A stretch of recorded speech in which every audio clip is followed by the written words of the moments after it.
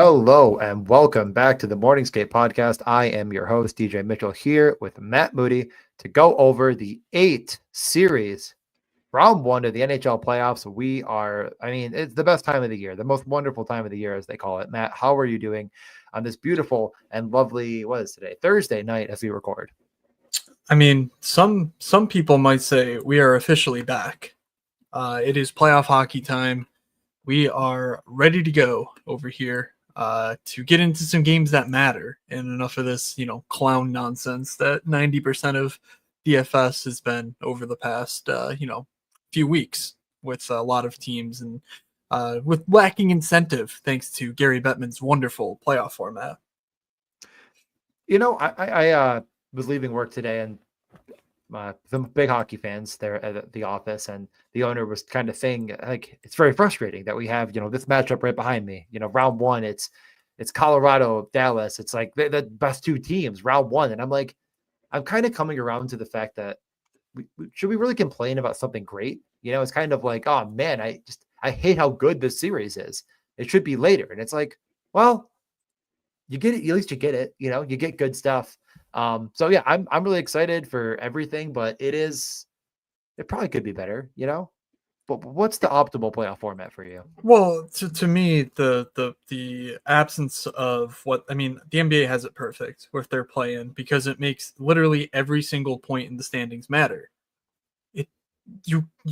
Yes, it's nice to get Dallas, Colorado. Like, I'm not disputing that.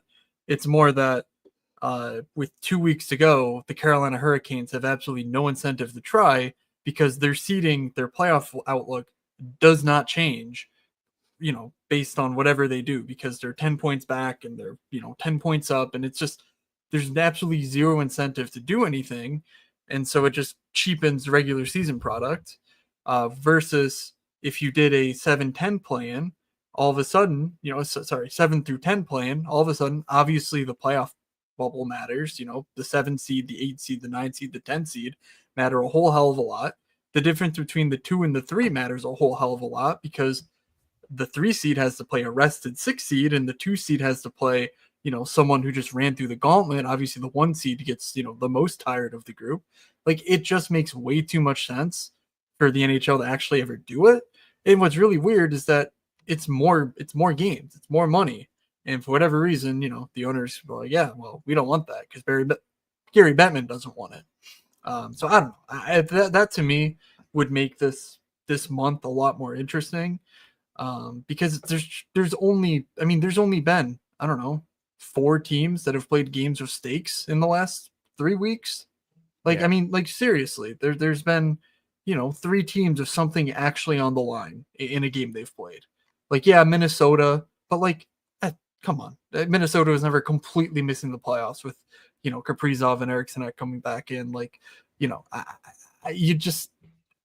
just don't like it. I think there's a better way, and Gary Bettman disagrees with me, and Gary Bettman's often wrong about things. So I feel like I am on the right side of history here. I will never argue that if you have an opposite take of Gary Bettman, that you're doing anything wrong. He certainly has done the worst job ever of growing the game. And it has been funny as the playoffs have approached. There's been maybe a little bit more. Again, how everyone kind of complains about, the news we get is curated to each of us and blah, blah, blah. But all the news I consume is hockey. So of course I see more hockey stuff. So if this is actually real or not, but it feels like more mainstream sports media is getting into hockey. It feels that way. And there's been more of I watched, the World Cup of Hockey and not the World Cup of Hockey, the Four Nations face-off. And, it got really excited. And now I'm going to watch in the playoffs. And there's a feeling for that for me. But there was absolutely a ton of momentum that got lost, like you're saying. So is it actually going to come through? Hard to say. I hope it does. But having a first round that's compelling is good. And I'm not going to complain about that. I do think that there are a lot of avenues the NHL has not taken because they're run by an idiot that has no long-term vision whatsoever.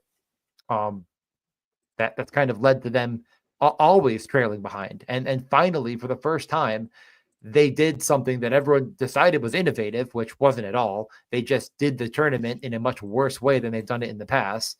And everyone's like, actually, Gary Bettman's a genius again. He gave us what we wanted that we've been begging for, but I'll give him zero flowers for that because he probably didn't even want to do it. He just got like, forced into it eventually. He got bags of cash dropped on his Yes, lap, and he's like, okay, fine. fine. I'll give you what you want, peasants. So I give him no credit for that. I hope the playoffs bring in more hockey fans. It's the best game in the world, but to me, and I've said this for years now, I think one of the best ways to bring in people is to incentivize them with betting, like giving them opportunity to bet on the sport and then they'll watch it. They like picking up the remote and saying, I'm not going to watch the playoffs for the NBA. I'm not going to watch baseball like I normally do. I'm going to turn on hockey, which I've never played and I've never really considered. It's just not going to happen. Like you have to give them something to want to try it. And I know that people have done that, found betting or fantasy or whatever, and then actually have fallen in love because it's the best game in the world. Yeah, I think we've successfully vamped for long enough about stuff not pertaining to these 8 series ahead of us. I mean, this was the segue you're supposed to take into the betting. You're like, yes, so let's give them something to bet about. I set you up. I thought you were actually going to cry. You grabbed a tissue, and I thought what I said was so beautiful it moved you to tears. Either way, yeah, I mean, that's what we're here for. We're here to get into the betting. We're here to get into the playoff games. We're here to go over each and every one of them in just amazing detail. So we start with no other than we're going to start Pacific, go to Atlantic, the 1 seed Vegas against the Wild. I don't know why I did kind of like the inverse of like the 1 seed on. Wait, what? Let's oh boy, we got some comments. We got lots. I don't know if we have tons of comments. I know. Right. I didn't even begin to read them. To be honest, I was vamping. Yeah, Chris, we will not be drafting anything. This is going on the pod feed. Drafts are hard to do via the pod feed, and we have more than enough to cover with 8 series here. Obviously, these takes and stuff will be useful in the drafting space. I know DJ's out of town this weekend. I'll figure something out for tomorrow or Saturday. I'm working the phone behind the scenes, seeing what we can do for you. But if nothing else, I'll definitely throw something up on his stream on my own.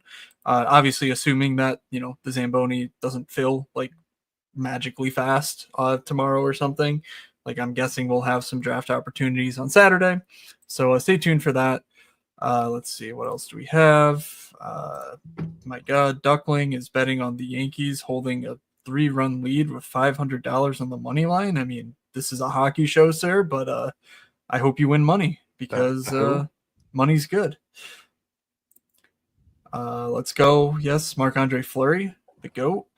The best ever do it, some might say. Tom talking about Freddie's performance in this clown show Carolina-Ottawa game. Just not even this DFS slate exists to tilt me, like everyone actually. Yeah, didn't go well. Play in. I mean, I think this would be can't miss hockey. Ottawa, Detroit, Columbus, Montreal. I think that would be what I would want it to be is the way the NBA does it, where it would be Montreal, or I guess Ottawa hosts Montreal, and the winner of that game gets the 7 seed, and then later or the next night, Columbus and Detroit play one another for the quote unquote 9 seed. The winner of that game moves on to play the loser of the 7-8 game, and the winner gets the 8 seed. The other one's eliminated, goes home. That's the way the NBA does it. It creates a lot more, like I said, it creates a lot more balance in the playoff bracket, and it makes seeding actually matter. Like it doesn't matter here. We saw Florida literally have a chance to win their division, and they just said, "Fuck it, we're literally tanking. Like we are tanking hockey games because we do not care about them." And like, there's just no incentive for these teams to try anything other than home ice, which is like hardly even that is a very distant factor for most of these teams versus the other things that teams control. So anyway, we'll move on to it. Adding games to a team schedule, but like again, I don't know. Then make the season 72 games. They'll never do that. Like it's just like I don't think that's a factor here. Yeah, I mean, using NHL 25 to proclaim the state of hockey, not great, but hey, whatever. Um, Uh, Batman won't pay too. You know what? We'll figure out the gaming in the off season, but that is something I've always wondered why NHL is not on PC like the others is, and if that's true, that's actually actively hilarious. Um, Stats data, yeah, no, that'll never happen. Oh my god, holy shit, we are there's getting so many comments, dude. I'm like sitting here like, if we're gonna go through every one of these, we're never gonna get through. I can't we are believe how many getting people we have. blown up. Yeah. I All right. mean, and I asked for comments only about how good my graphics were, which so far I'm not seeing. But yeah, definitely. Yeah, I mean, as Chris said, get in the Yeah. Zamboni streets over at Underdog. Definitely try Yeah. to fill that. I am unable to perform the task. I was going to do drafters. Honestly, I just have been busy. I just done. I'm like, I'm never going to get it close. I might do a couple tonight and move on. But yeah, we're not going to get to everything right now. We should. We're 11 minutes in, and we're trying to get Yep. through all 8 series before midnight, I All hope. right. So why don't we at least get into the first one if you're ready, and Yep. I'll peruse the comments as we talk. But again, first up is going to be Vegas at Minnesota. I've mentioned it a few times. I like Minnesota here just fine. I don't think it's anything that I'll say it this way. I'm more concerned as time went on and as things kind of got back to normal, and it still just felt like this Wild team is pretty bad. Hey. But Nice. let's see. Yep, let's see. But let's not look at myself as a perfect judge. My eye is not perfect. Let's look what the stats are saying, Matt. So what are we thinking about Vegas, Minnesota via Yeah. the stats? And So maybe just an explanation of what we're looking at let's see. here. Let's see. Yep. I whip this up every year. Something a little different than a normal rainbow. I like to look at the last 25 games for these teams. Primarily because I know the last few games for most of these teams, frankly, don't matter. So yeah, they count obviously in a 25 game sample, but they're not overweighting it like they would in a 10 game sample.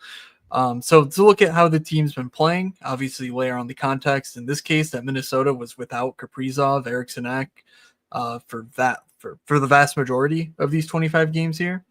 So that's what's being shown in the top.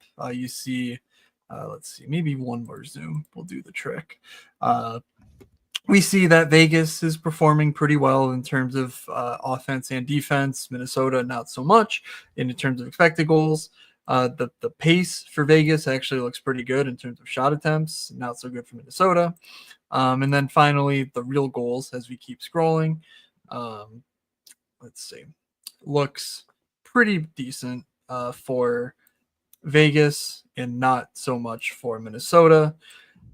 What is being done in the sort of middle section here with the dividers is looking at the head-to-head games between these two teams. Usually, this isn't a huge indicator of anything, but I think it's interesting to at least think about and to highlight. And frankly, again, we don't have a ton to go off of for these playoff previews. So it's just looking at the games they've played on a head-to-head basis and how those games have fared relative to, say Minnesota's average. So when Vegas played Minnesota, they dominated the expected goals. They got more shot attempts than Minnesota usually allowed, and they scored a whole hell of a lot more too. And conversely, Minnesota really struggled against Vegas. They didn't score at all. They didn't get any opportunities. They didn't get any good opportunities. So on paper, this does look like a little bit of a bloodbath in favor of Vegas. Obviously, they're the 1 seed. Minnesota's a wild card. They're limping in. But as we just said, Kirill Kaprizov is back in the fold. If Kirill Kaprizov is playing at full strength, if Brock Faber can, I guess, take on the 9 shots, effort in 33 minutes he had the other night in order to clinch the playoff spot, Yeah. can Minnesota get this done? DJ, what are your thoughts Yeah. there? I mean, yeah, the odds right now minus. I'm just gonna use DraftKings, but of course, shop around if you're like any of these. But minus 205 on Vegas, plus 170 on Minnesota. I think more than anything, I just think that that's a little bit harsh towards Minnesota. I think the stats are as well are gonna shade. I mean, they haven't had Kaprizov for more than a small handful of those 25 games. Definitely makes it a much different team.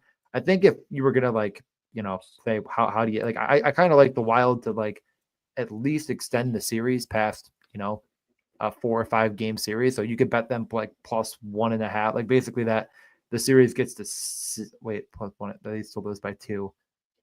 I think there's an option somewhere to bet it goes to 6 games or more. Something like that. Like I think that they could extend this series out. Is basically what I'm getting to. I also think that like looking at the top goal scorers or top shot on goal guys in this series could just be a little bit more of a Minnesota side. Even if you think they're trailing, that means they could be shooting more. Kaprizov and Eriksson Ek are going to see a metric ton of ice time. Boldly is going to see so much run. They just don't have a lot of depth down the lineup. It's a tough matchup. I do find this series to probably be a little bit more low scoring. I think that that's where it's trending towards. So I think I'll look to the under maybe in some of these games. I'll look to shots from Kaprizov, and I think I hope at least that Minnesota can extend this past 5 games. Yeah. So I'm looking through some of the offerings on the betting space, and all the really fun ones are only currently being offered for Dallas, Colorado, Winnipeg, St. Louis. Those are the player specials. I believe we hit on a 25-1 one last year, but I don't recall what it was. We had one big one, but then 2 years ago we had like the 75-1 that missed pushing. It was a Nosen. Remember 2 years ago, Stefan Nosen, oh the yeah, leading goals. It was like 75 or 80-1, and he was tied going into the last game and that ended up right. losing by 1. So yeah, those are. I mean, I definitely think that every year they leave something on the board to be found. It doesn't mean it's going to hit. And again, I think the big point of a lot of this is like, do I actively think if you gave me, if you just said pick which one's going to win? Obviously, I think Vegas is a better team. I think the math will point to that. But like, is plus 170 worth betting? Is there something that's kind of being hung out there? So yeah, I do think mean, there's more offerings to come. But yeah, but what are you thinking? So I'm checking back in after a week of vacation. Obviously, there was no pod on Tuesday. I wasn't even playing DFS like since I guess since Sunday. What is Bouillam's status? Does it seem like he's going to be playing in the playoffs, or is he like going to be the seventh man? I think he's the 7th man based on everything I've heard. Okay. I mean, it really doesn't sound like it's hard to say because like everyone's so excited about this guy. Yeah. And they just didn't play him. And like they're going, it's not like they weren't going for it. You know what I mean? And like, that makes me think it's like, well, okay, well, they were going for it then, they're going for it now. I would be, he'll probably get in eventually if things don't go well, but I saw the thing I had him practicing with the top power play. I don't think that was with the full team though. I thought that was different. I thought that was like with a bunch of guys missing, he practiced with like the top power play as like getting a look. I think that it's, I don't know. I mean, maybe it really is just as simple as today it was Brodin, Faber, Middleton, Spurgeon, Bouillam, Bogosian. So Faber, Spurgeon, Brodin, all on the ice. Bouillam, top power play. I guess, I mean, yeah, I am, I don't know. I mean, it is strange. It is very strange that he was there, did not play in the meaningful games. And then I know they said like recently he would been getting looks on the top, like getting power play looks because they just don't have anyone to run that power play. I mean, that's just the way it is. Mm-hmm. So they're trying. I don't know if he's going to get in. I mean, with Bogosian makes me feel like there's a chance there. Like that sounds like the last pair. Don't think it's going to be a ton of run. I mean, he probably, if he does get in, because I think he can improve their top power play, which was really quite bad down the stretch, then yeah, you're thinking he gets 10 to 12 minutes. He kind of gets the Brandt Clark treatment, but maybe even worse. Yeah, and I think that's a pretty interesting angle to, the sort of basis on. Like, if Bouillam can actually improve this Minnesota power play, I mean, even with all the talent they had, it wasn't spectacular with Kaprizov healthy. And obviously, once Kaprizov got hurt, it took a nosedive. And, obviously, if you're betting on Minnesota, we're betting on Kaprizov being at the MVP-esque level he was to start the year. There's no guarantee that that's happening. I don't know the specific details on his injury or on his injury. I'm just trying. Yeah, you should play that out loud. That sounds good. No, my I got an alert that there was a crash on 95, and my dad's driving on 95 back from our vacation. So I was just like, "Oh, where is it?" And it was past where he got to when he texted me an hour ago. So I was like, "All right, good," because he's got like a 10. Doesn't matter. Literally does not matter. But I opened up and I had sound on, so that was what came playing. Um, the so anyway, the Minnesota bet, Kaprizov obviously there. I think going through, a goal scorer like Matt Boldy is pretty interesting. Like, yeah, Kaprizov's probably the main guy, but like if Buriam's gonna be like a puck mover, I could see this being a situation like Dorofeyev in Vegas on the other side, where we're actually able to set him up for easy one-timer goals. But like when you don't have to respect Faber from the point, you just cover your top goal scoring option and you make Kaprizov do magic tricks to score goals, and that's sort of how that works. So, in theory, I think Vegas handles them. I really like this Vegas team. I think I'm higher on St. Louis versus Winnipeg, though that might be a chalky consideration at this point.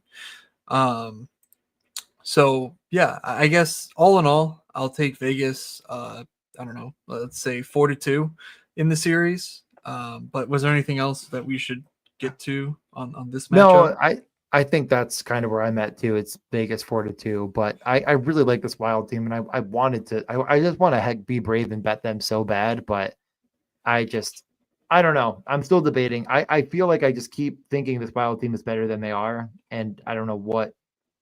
I don't know if plus 170 is enticing enough to actually click the button. I think I'd rather just look to one of their player props. So I think the one thing I will be betting is, what is it, Bob Boldly plus 850 to leading goal scoring. That or Rossi 25-1.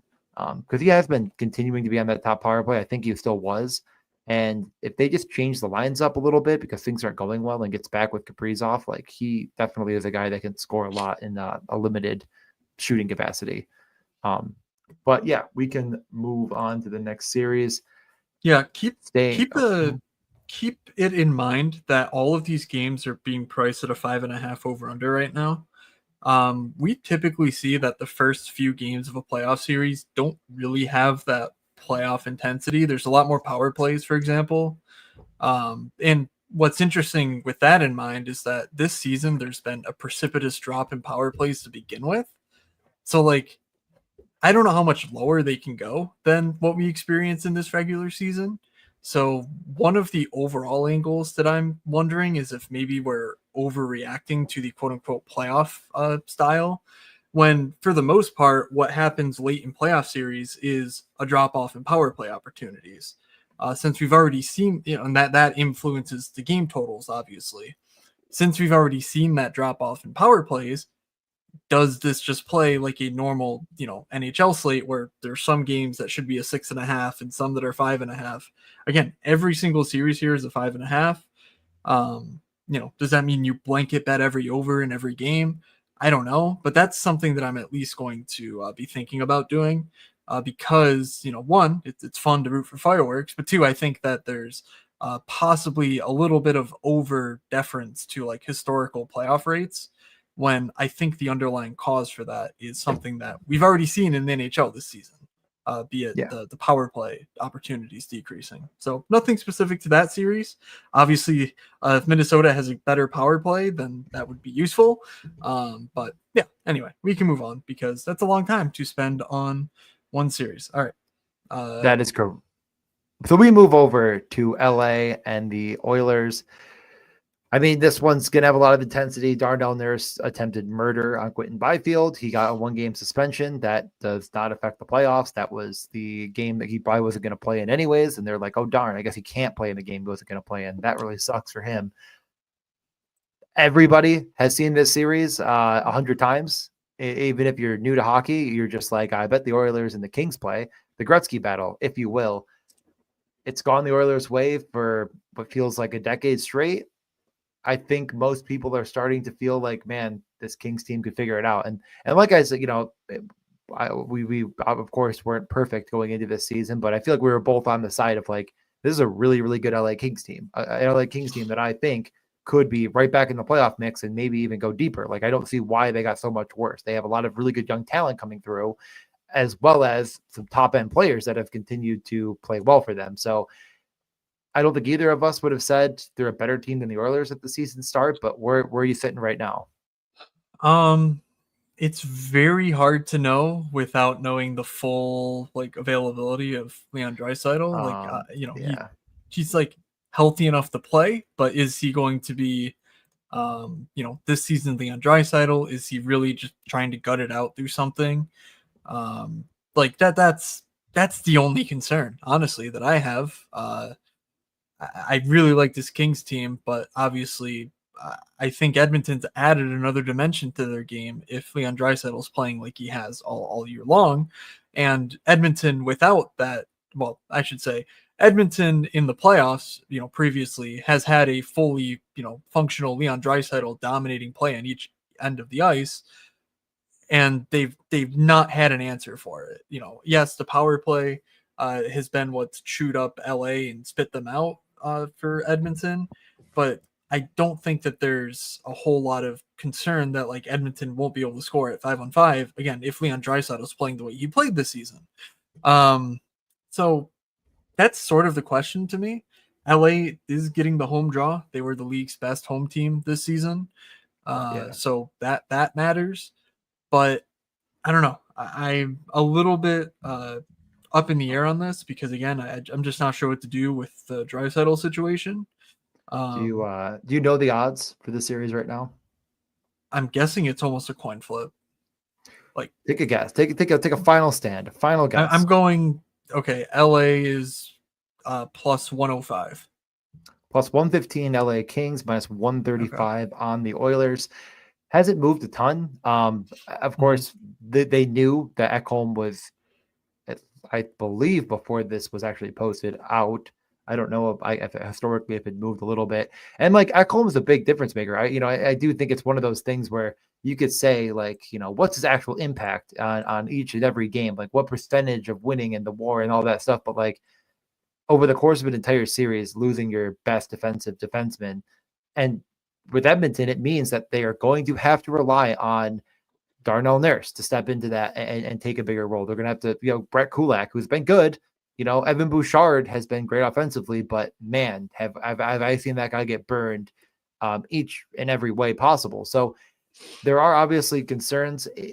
To me, I think this is the series that you're kind of alluding to the fact that, man, all these 5.5s, this is kind of the one to me that I'm like, that's a plus money 5.5, an Edmonton team that kind of can score. I'm not sure if anyone's heard of this, especially if they could get a power play or two. And as you're saying, the power plays drop off pretty standardly over time in a playoff series. They don't always start like that. This should be a very high intensity series to begin, as the LA Kings were basically saying these gutless losers tried to injure our players in a game that didn't matter, like a bunch of assholes. And Edmonton, I'm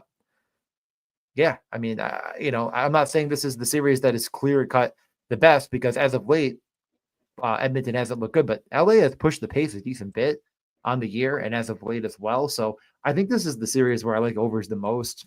Well, get plus 100 on that 5.5 might be worth a stab early.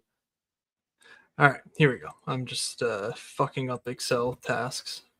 All right, let's take a look at the series, because I think something that we will get to, at the overall level, obviously, again, most of these Edmonton recent games have been without both Draisaitl and McDavid. They've been dealing with injuries for the past multiple weeks.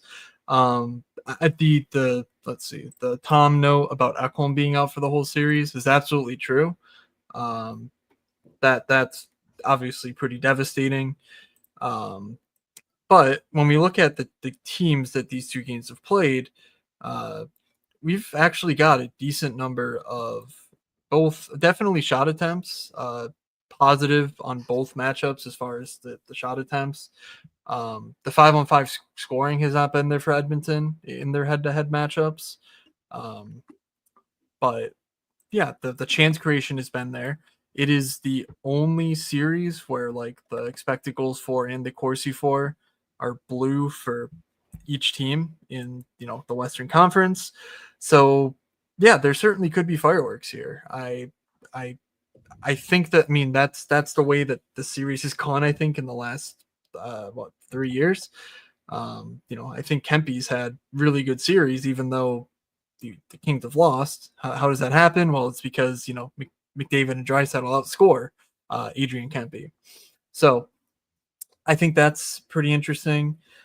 I'm siding with the Oilers here. I believe too much in what Leon Draisaitl's done this year. I don't think that he's going to go out for whimper. Um, the Kings, I just, if Drew Doughty's your number one, you don't have a number one, and that's to me what it boils down to. So let's see, how do we get our? You can take back the screen. Actually, I'll do it. I do. Yeah, I was gonna say we could both do it, not like one. that. Not that. One. I'm gonna go Kings in 5. I think if you're gonna bet the Kings, just go all the way in. Say they get out to that 2-0 lead at home and just finish it off quickly in 5. Like, I think if you're not betting that way on the Kings, and like the common narrative I feel like I'm seeing is like Kings in 7. I respect these Oilers, and it's like either respect them or don't, but like don't think that they're gonna hang around, right? Like, say that the Kings take the first 2, Edmonton wins 3, they win 4 and 5. Like, that's where I'm leaning. I think that the Kings are actually very good defensively. They're going to push tempo enough, and I think they're going to get the job done. And I think it's going to be quick. This Oilers team is limping into the playoffs. We don't know entirely if Draisaitl is going to be at 100%, and without him at 100%, it's felt like McDavid hasn't been 100% all season long. So I'm gonna ride with the Kings. I'm going to be betting them to win the series. All right, we get over to a series that I think a lot of people are going to be really excited about, because there is a lot of narrative as well as a lot of talk about the goalies. And that's why I put both goalies on this one. But the narrative, of course, is the President's Trophy team, folding pretty quickly in the playoffs. Historically, wasn't really the case last year. Maybe their curse just was delayed by a little bit, as the New York Rangers didn't even make the playoffs. Looking through Edmonton stuff, what's Evander Kane's deal? Is he sounds like I think he will, yeah. Who is he playing with? Any idea? Off the top of my head, no. Okay. Have we seen a practice with Evander Kane in the lineup? Is a very good question. One that I guess I didn't completely consider, but it's all right. I mean, Jack Michaels, their play-by-play guy, is guessing, but he has Skinner, McDavid, Brown, Podkolzin, Draisaitl, Arvidsson, Kane / Frederick, RNH, Hyman, Janmark, Henry, Perry. Yeah. I don't know. If you ask me, that's really fucking good. It's good. I love getting Hyman away from McDavid, because McDavid can elevate anyone. Why not have him elevate Skinner and Brown and use Hyman to hold up the third line? I think that's awesome. I mean, we'll see. Maybe they don't do that because nonsense. But because I was looking through and I noticed Evander Kane was plus 350 to score 2 goals in this series, and if he's playing alongside McDavid or Draisaitl, that would be a significant value, I think, even considering the time he's missed, given the shooter we know he is. I'm going to bet $50 on the over 5.5 in Game 1 on Monday. That's good. Get to it early. Let's move on to a series that will have less goals, I believe, than the LA Edmonton series. And again, as I was already saying, Jets won the President's Trophy curse, et cetera, et cetera. The Blues, the hottest team in hockey. Jordan Binnington is the best goalie in the world since he won the Four Nation Faceoff, and he gets a rematch against the USA starting goalie in Connor Hellebuck. The Blues are without, I would say, top 4 piece right now in Dylan Holloway. I don't know if we've gotten any confirmation on his status yet. Do you know if he's? I don't think so, right? I did not see him practice yet. I know they were optimistic he could make a return. It is minus 190 for the Winnipeg Jets, plus 160 for the St. Louis Blues. I mean, this is an interesting one, and I know you've already kind of hinted at some thoughts you have on this series in general, but man, I find it really hard to bet against this Winnipeg Jets team, especially because both these teams I feel like will try to win the same way, and I think the Jets just do it better. They just have better elite goal scoring at the top. I think they're a little bit deeper down the lineup, especially if Holloway is not going to play, and I just trust them with Morrissey and Pionk and some of these defensemen a bit more. The Ehlers injury really sucks. Just felt like the perfect kind of extra piece to the puzzle that helped Winnipeg find a little bit more scoring down the lineup. Because both these teams, when their top six are not on the ice, are going to, not going to produce a ton offensively. But Lowry can shut down Robert Thomas and co. is sort of where I'm leaning towards. Yeah, I mean, losing Holloway and losing Ehlers makes this a really difficult series to kind of figure out, because they've been the engines for their respective teams. Kyle Connor gets all the glory as the finisher, and he's been very good this year. But Ehlers has been he's been normal Nick Ehlers, but now he's in a much larger role, getting 18 minutes a night. Maybe not quite 18, but 16, 17 for him with power play one time. Yes, Perfetti has been his understudy, but Gabe Vilardi, I believe, is also. Let's see. I believe he was out for this series, but yeah, he hasn't skated with the team yet, so he's like one of those guys who could return in the near future, but not game one is my best guess. So there's a lot of injuries to unpack. I think that makes the game by game betting stuff interesting, and obviously the daily fantasy stuff, because I think we'll see these teams change pretty dramatically as the series go on, either due to moving parts around to fill these injured players' roles, or those injured players themselves returning, that we don't have in most other series here. Obviously, we'll touch on those spots coming up too. But as things stand right now, no Vilardi, no Nick Ehlers makes Winnipeg very, very, one-dimensional offensively. Vilardi's like that classic back down big in the NBA or whatever. You're missing him with his creativity down low, like on the power play and at 5-on-5. Alex Iafallo, has been good, but he's not Gabe Vilardi, and you got to fill in that slot on the fourth line with someone who's not good either. And then Ehlers is just their instant zone entry type guy. Does Cole Perfetti do that like to a T? Maybe, but we haven't really seen it come playoffs, because he didn't play in the playoffs last year.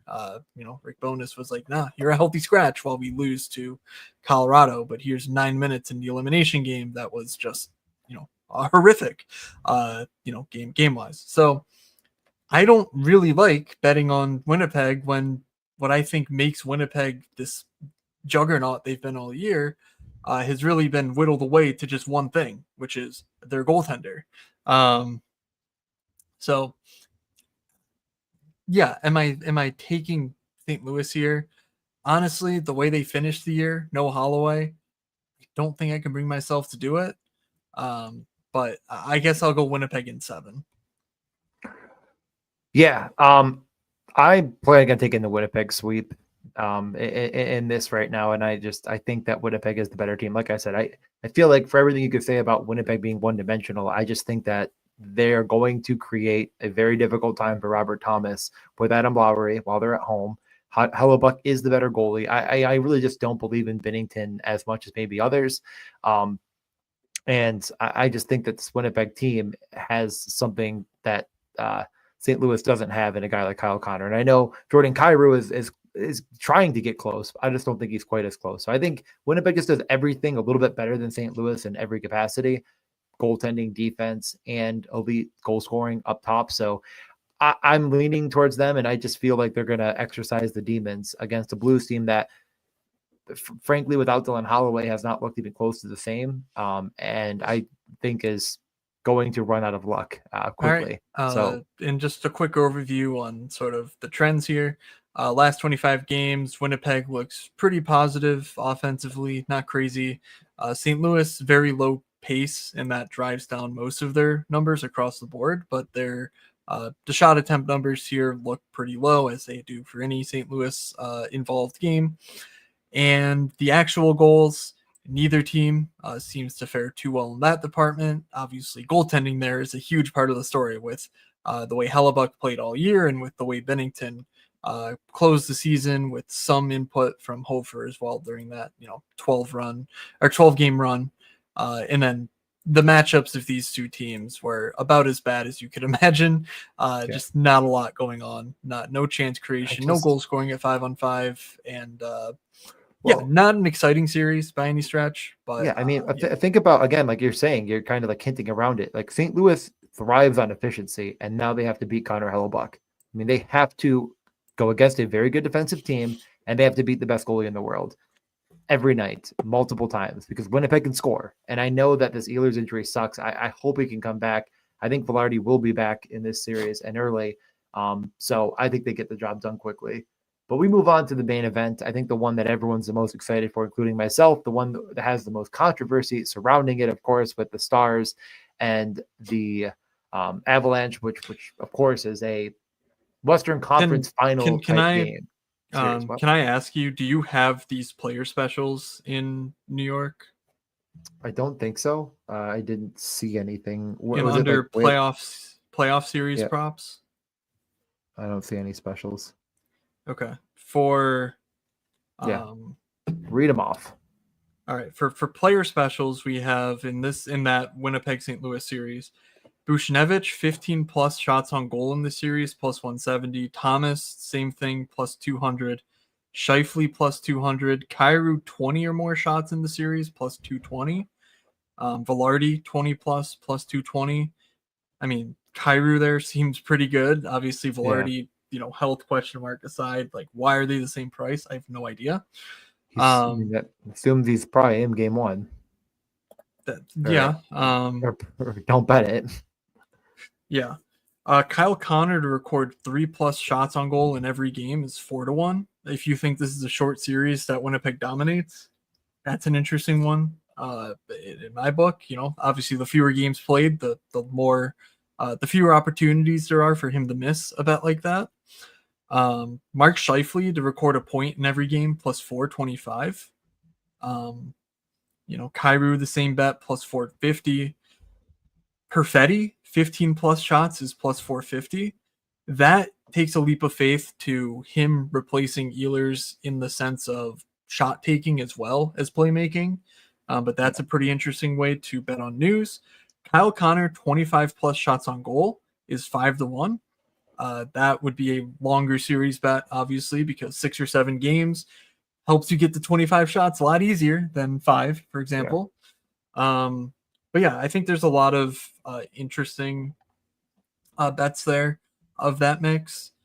Just sort of reacting on the fly. I think my favorite one is the Perfetti 15 plus shots plus 450. This is a young player who really seemed to grow into a genuine, middle six role as the season wore on.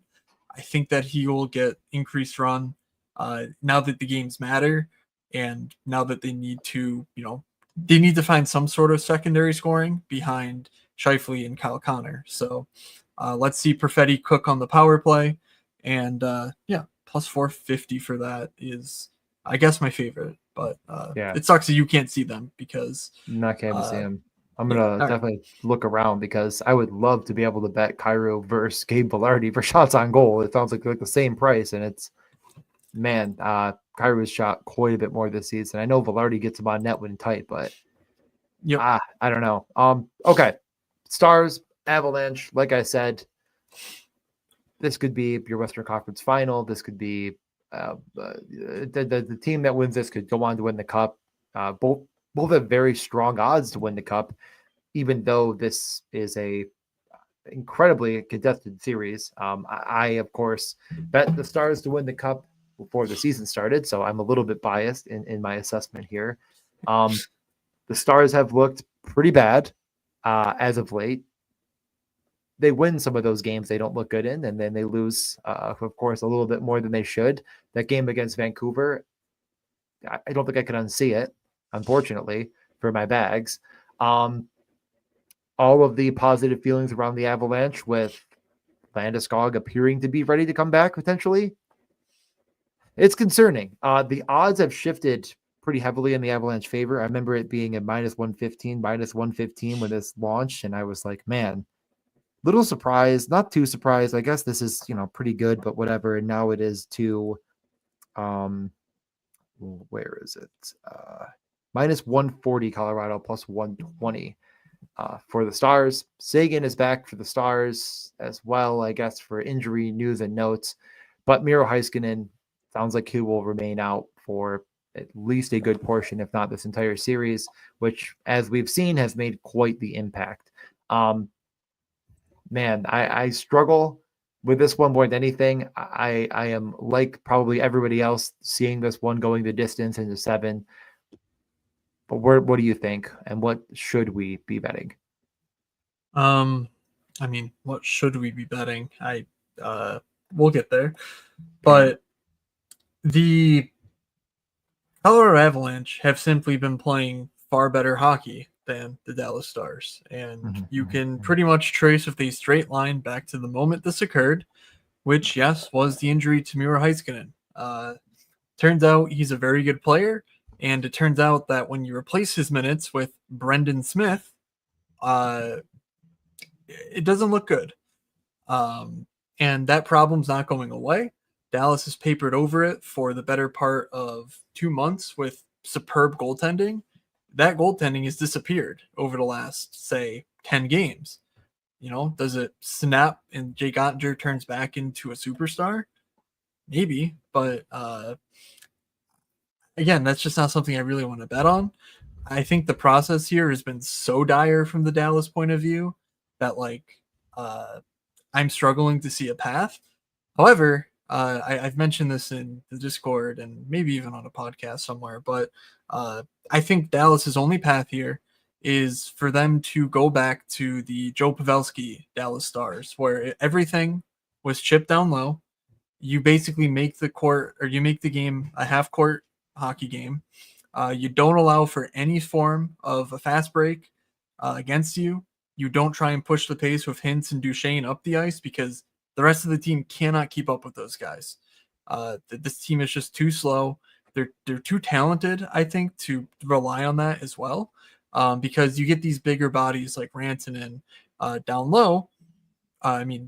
Marchment's an expert at this. Sagan's awesome at this. Jamie Benn, a very good player at going to fetch pucks. Wyatt Johnston, Robertson, maybe not the biggest guys, but they got some dog. And they're not going to beat you in a 3-on-3 type game. They're not going to beat you in a free, fast-flowing game. But I think where they can, eat Colorado's lunch is on the boards and down low.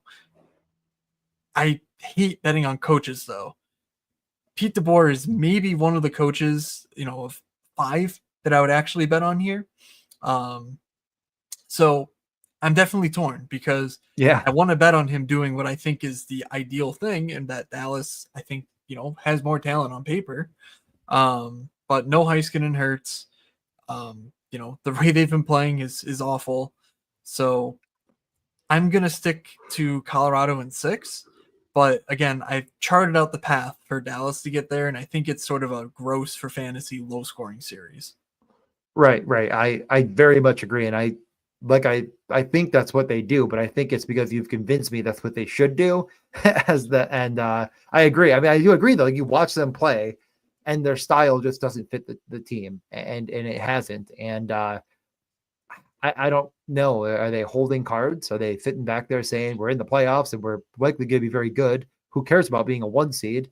We're gonna have to beat Colorado anyways. I mean, again, Winnipeg was so far ahead. Maybe they I don't know. I really don't know, but I'm optimistic that the Stars team is better than meets the guy as of late. I equally think that they have some of the horses to try to cover up a Nathan MacKinnon.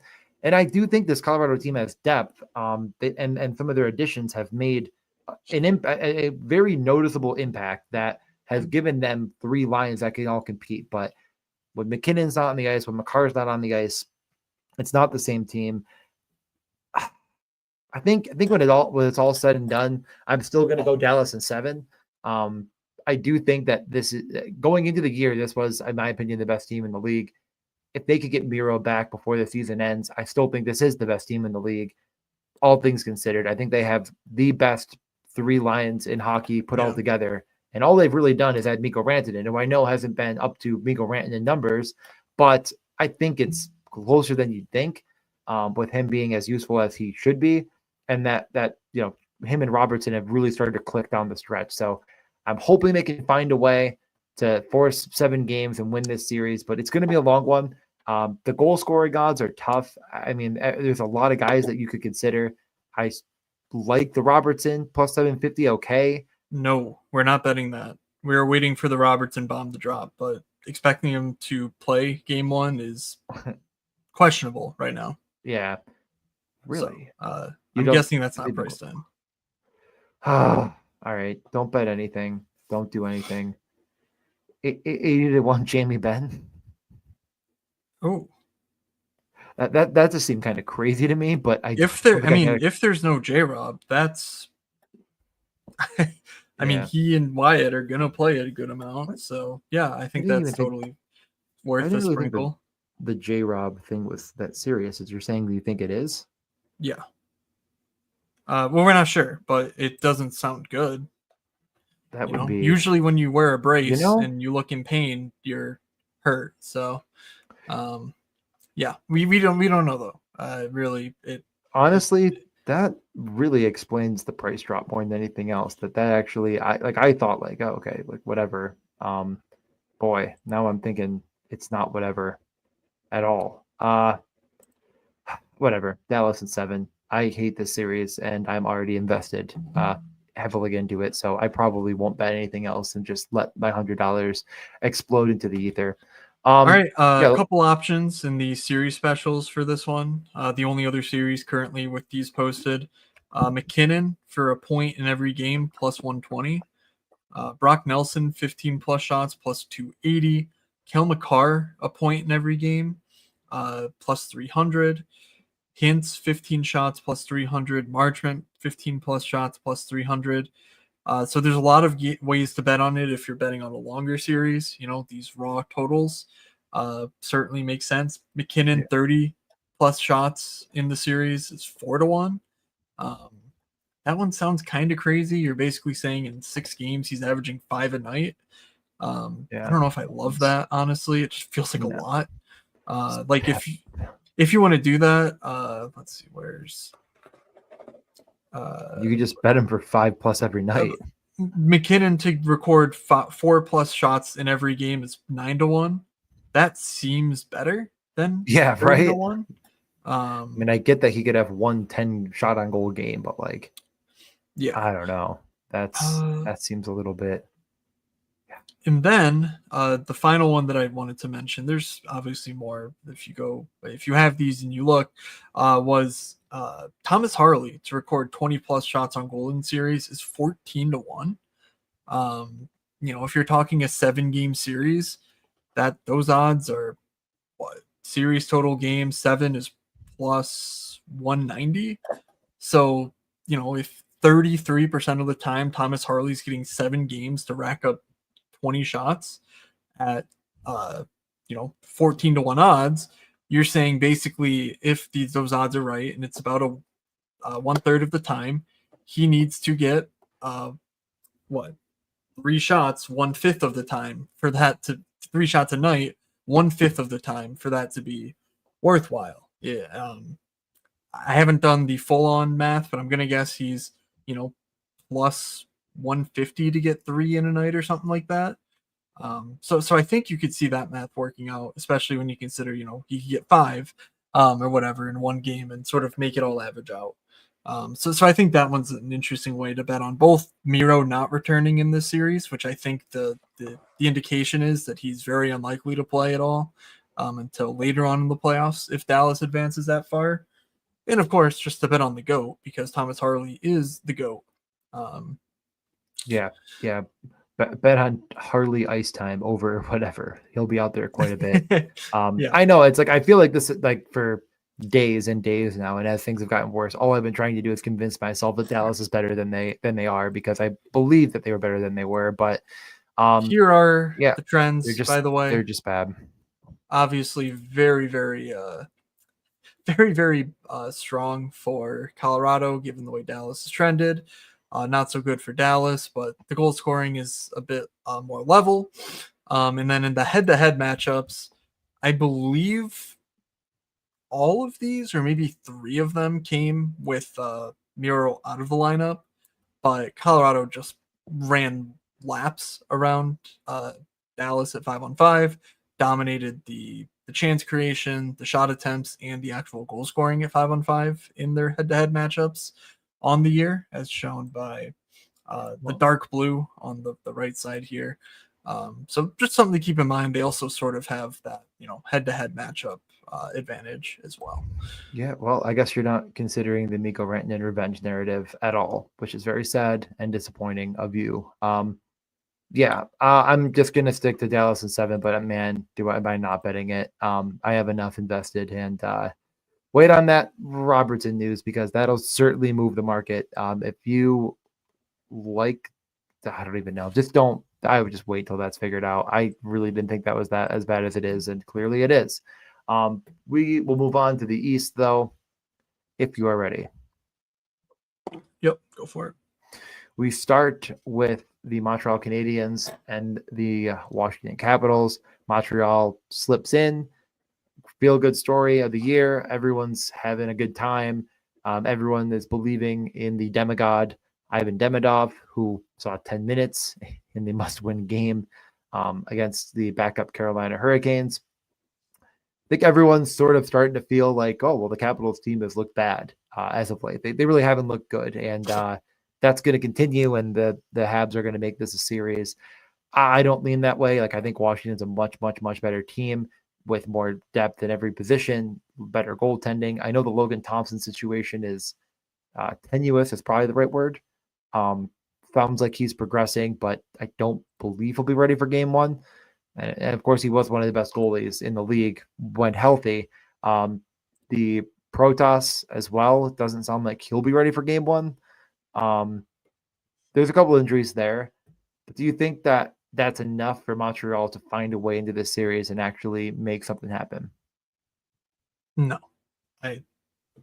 Yeah. Okay. Me neither. Just no. I feel like a lot of people do. Like, a lot of people are out there right now just like, actually, Montreal's very good. And I'm not one of those people, but I'm wondering what you'd say to those people. Montreal's fine. It's just Washington, I don't think they fluked their way into the 1 seed in the entire Eastern Conference. They were miles better than any team that the Atlantic has to offer in the regular season. They were missing Alex Ovechkin, who was awesome all year for 6 months or for 6 weeks of the season, and they were just like, we'll just find someone else to score the goals. Defensively, Washington's been great all season long. They've limited chances against. They've limited quantity against.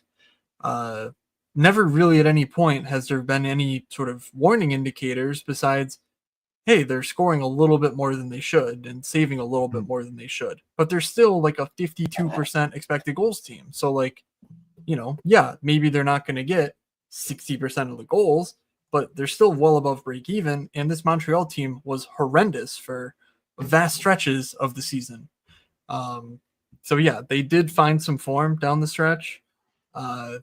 If Demidov was really going to turn them from, I don't know, average finishing team to like, preposterously good, then like, yeah, maybe, but I don't know. I don't see it from this Montreal squad.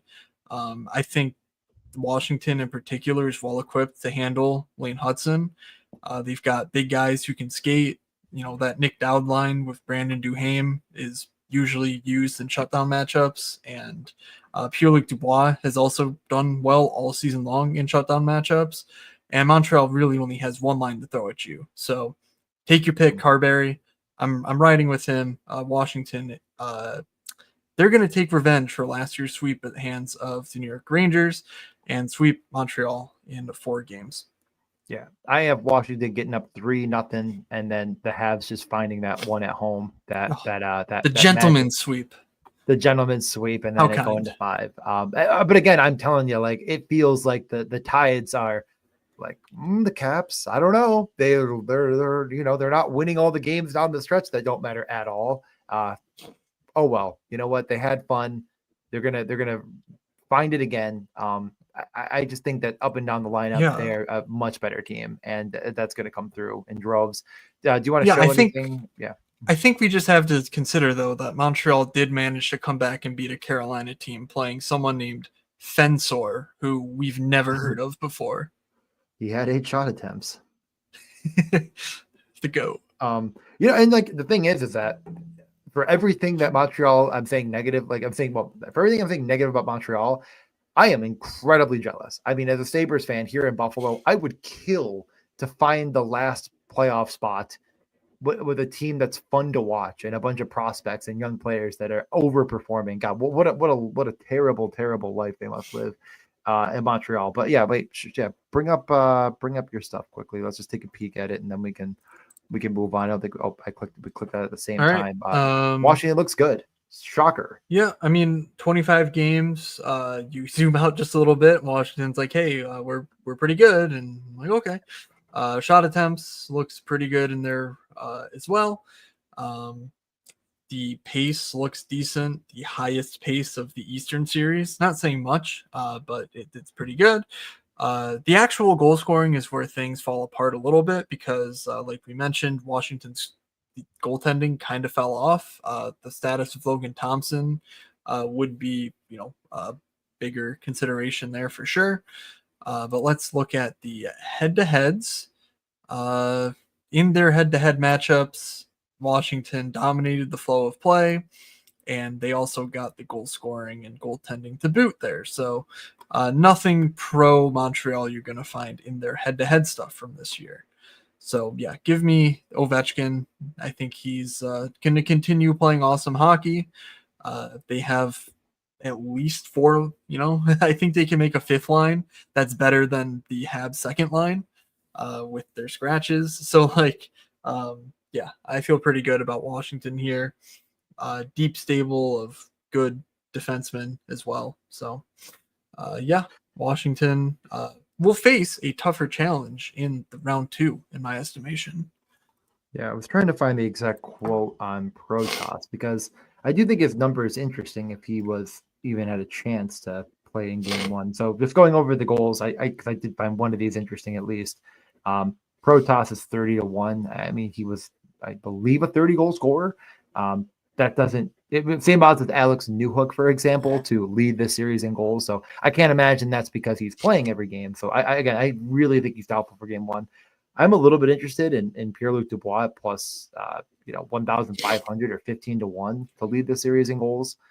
I get that Ovi is a massive favorite to do what he has done, but if this series doesn't go very long, it could just be one game that Dubois is a bit more active on the power play. Keep in mind that teams will continue to actively try to take away Ovi, and there was a time in this season where he was getting quite a few assists, finding other guys in the power play, including Pierre-Luc Dubois. Goal record doesn't, all locked up, doesn't matter here. I kind of don't mind going another way here. Is that an angle you'd be looking to push maybe? That if Ovi doesn't get it, who does? That honestly just feels a little bit like fancy play. Well, that's what I'm here to do. You're still getting plus 285 on Ovi, and I don't know. The entire, I mean, it turns out it's a good thing when your team exists for a guy to score goals who's the best to ever do it at scoring the goals. All right, well, fuck me. Who cares? Whatever. Going back to Quebec, we probably will score, right? Who cares about a narrative? Well, you're talking when he demands a trade there in 2 years when Montreal's a cup contender. Then you can bet on him to lead the series and perfect. Goals. But you point on something that we should mention is that their power play has shifted back to Strome and Dubois on the top unit. So that's at least something worth noting that you're right that there could be some value there. I think I'd rather do something just 2+ goals for him. Let's see, what do we get in that market? Yeah, take a look at that. I was just gonna look who is shooting right now and if there's anybody in particular, but we have minus 115 on 2+ goals. For context, Ovi's minus 650, Slavkovsky's minus 135, McMichael minus 110, and I don't know, just picking someone with plus money, Beauvillier plus 320. So Dubois minus 115 for 2 seems pretty decent. That way you're not betting on Ovi not scoring is kind of my concern there. Yeah, no, I think that's very fair. Okay, we can keep it moving. We'll get over to the Devils and the Hurricanes.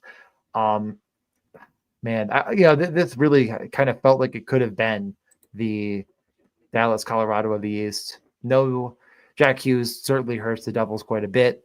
Dougie Hamilton, though, is back. That is a huge addition. I really can't overstate enough how much I think he matters to that team and the way they want to try to find a way to win here. Um, I get it. The Canes are going to be an incredibly hard out. They're an incredibly good team, and I have nothing but respect for them. The only way that the Devils could get it done is if the Canes completely poop their pants in net. Yeah, I mean, Freddie Anderson, as we mentioned off the top, terrible performance with the B team in front of him.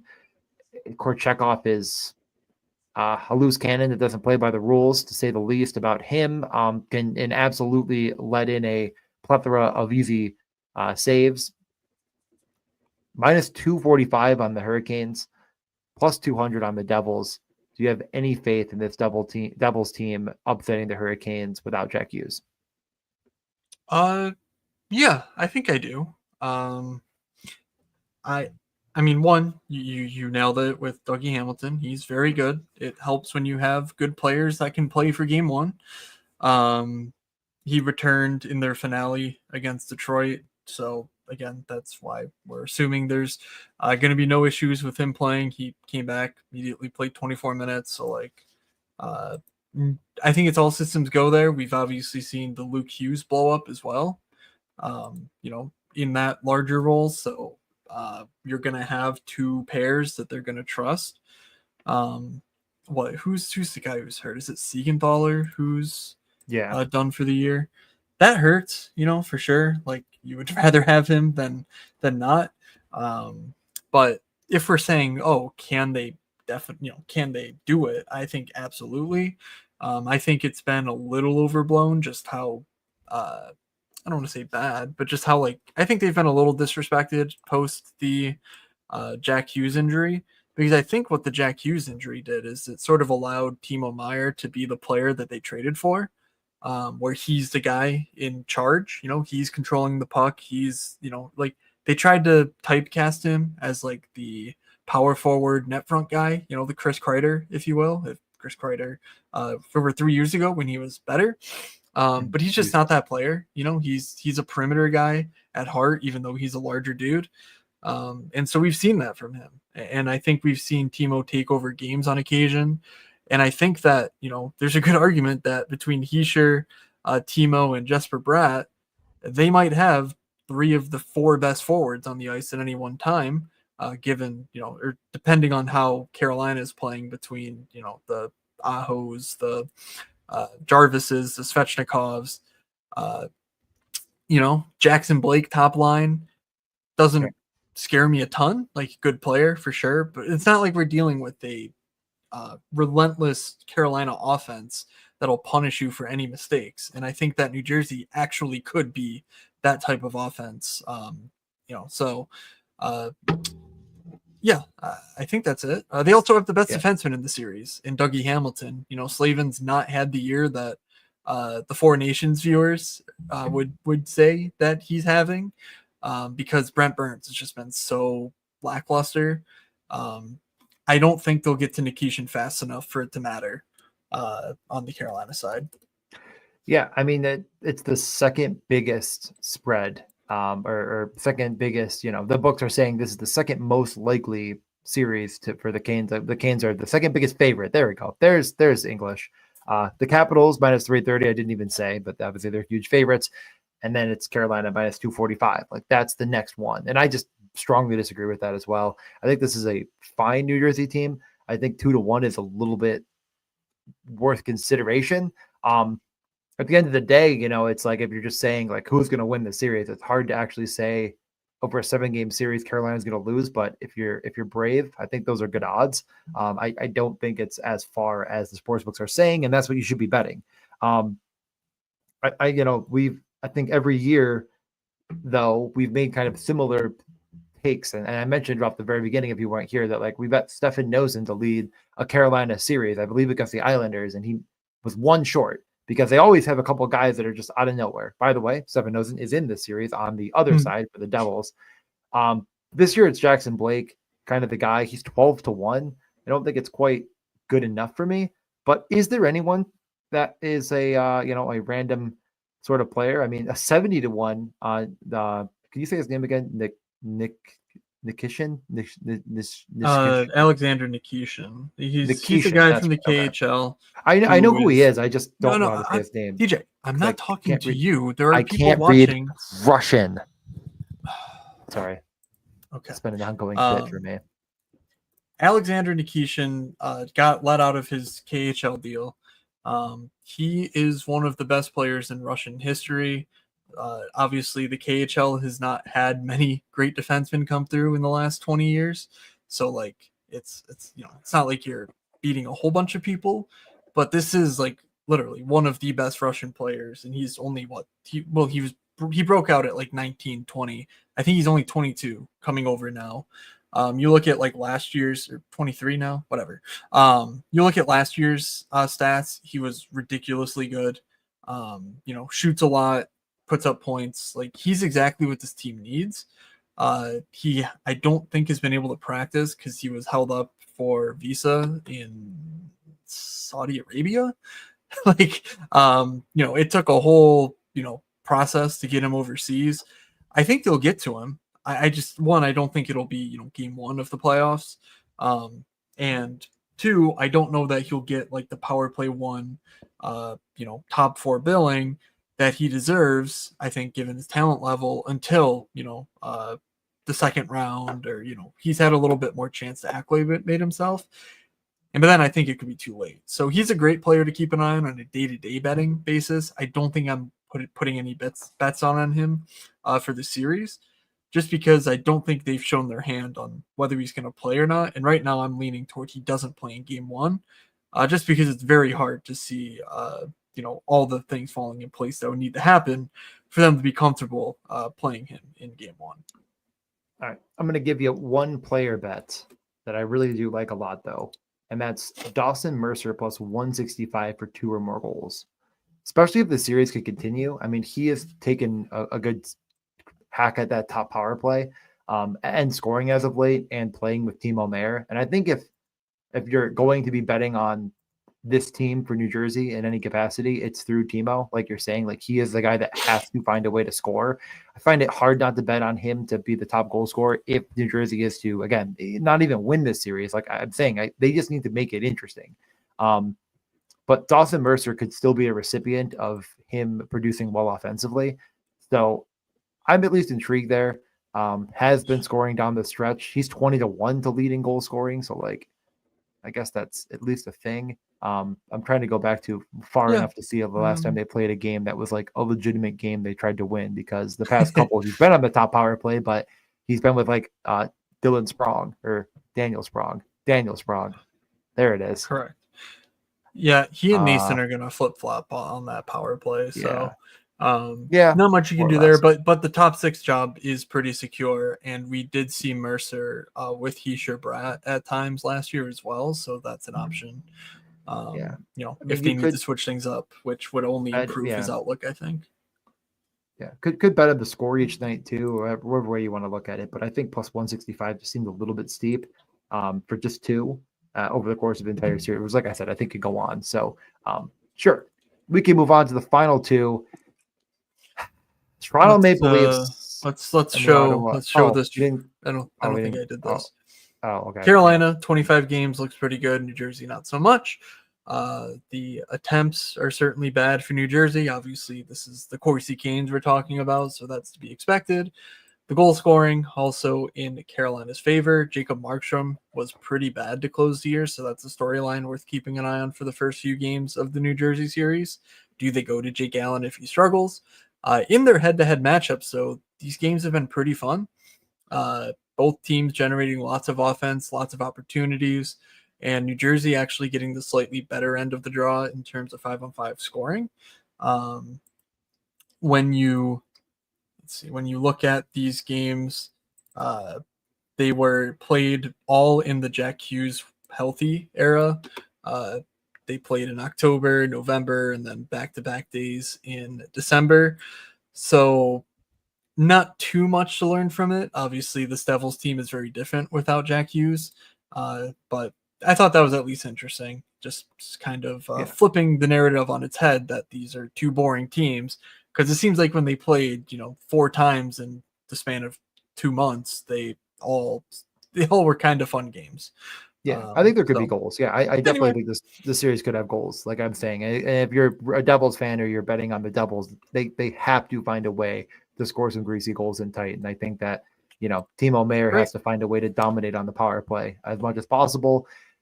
Now we get to the next narrative-driven series, if you will. It's the Battle of Ontario, Ottawa, Toronto. I mean, it feels like everybody's starting to just look at the Senators team. Brady the Truck is back. Sanderson is the best defenseman in the world. And the Leafs never win. They don't win. And everybody has decided universally that the Sens are going to make this a series. And not me. I have the Leafs in 5. I think I'm going to bet the Leafs to win the Cup. I know I said I had the Stars already. But, man, I think this Leafs team is so underappreciated for how good they've been in every capacity. And really, like, they do not get talked about anywhere near enough for how good they are defensively. If the goaltending can stay where it's been, which has been Anthony Stolarz playing truly out of his head, good. I think he just has earned the right to that net, which I'm shocked to say. Like a month ago, I would have been just like, well, we'll take it. He's the starter there, but I just really can't get over how good I think this Leafs team is. Famous last words. I know I've done this before, and I hate the Leafs. I mean, I'm a Sabres fan. I root against them actively, but speaking objectively, I think this is the best team in the East, and I don't really think it's that close. Yeah, Tom out here spreading fear in the chat. Do not I worry. saw that, but yeah, I thought that was he's precautionary. Good. Yeah, they said that, right? Okay, good. He said he's good. He took a stick up high, and he was like, "Fuck this! I don't want to take any more sticks up high." And I did what I needed.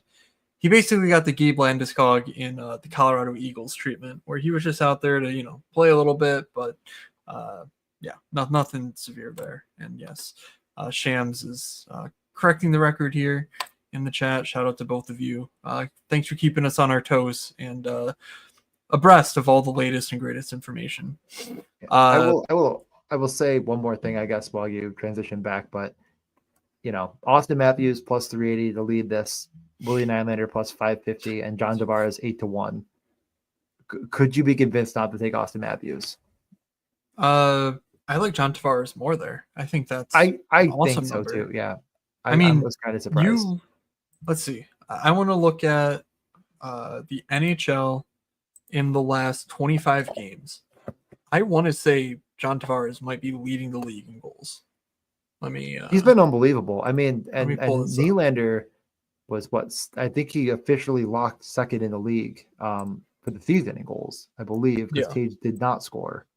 So yeah, Nylander 45 takes second in the league as well, which is just insane. But I mean, yeah, like this Toronto team, we're basically saying they have the second best goal scorer in the league. That wasn't Austin Matthews, who missed a lot of time, and it's hopefully back to full health. But I really, really, the only thing is that hockey's random and anything can happen. But yeah, man, I think this Leafs team is on quite another level. Jesus. The last 25 games of the season, there are 5 players tied with 16 goals. That list is Wyatt Johnston, Tage Thompson, Sidney Crosby, Morgan Geekie, and John Tavares.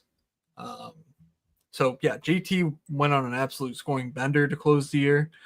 He's the guy who's net front on their power play. I think adding Matthew Knies to that power play just gives John Tavares so much space to find the seams, find the creases, and get those greasy goals. Having Mitch Marner run the point gives them a legitimate weapon at the top instead of Morgan Rielly being Morgan Rielly. And obviously you have the threat of Matthews, lurking at all times. But yeah, give me 8-1 on John Tavares for sure, given the way that this Leafs team has looked lately. And I'm scared how much on the same page I am with you. Though I think we do this every year where we go, oh, We do. Yep. this Leafs team, they're too good. We're the rare Buffalo fan that's just not like automatically, fuck the Leafs. They suck. They lose every year. I don't know what that is. Maybe that's just the battered little brother syndrome or whatever we have, but I love watching this Leafs team play. I know they've gotten a little bit more boring under Berube, but the players, the skill sets, like I think that it's going to be a lot of fun. Unfortunately, I think this Ottawa team is about the least fun team in the league. Yeah. I don't know if they have a single redeeming quality that I enjoy watching. I certainly don't enjoy Brady Tkachuk's antics, where it's just chuck a puck, like whatever. It's fine. DJ, you mentioned earlier that he was going to finish the season with 55 points, and I nearly spit out my water. Yes, he got hurt for some of it, but like just absolutely hysterical. Yeah, I know. It was literally the perfect storm of like everything that. Well, I mean, again, I was like, I think he's draftable in best puck, and he's going to be fine. And then everyone being like, you absolutely cannot because he sucks. And then at the beginning of the year, he was just smashing best puck to smithereens. Finishes at 55. I'm not gonna be scored. Did he get a point today before he got pulled? I didn't. They scored 7 goals, so I don't know. He did not.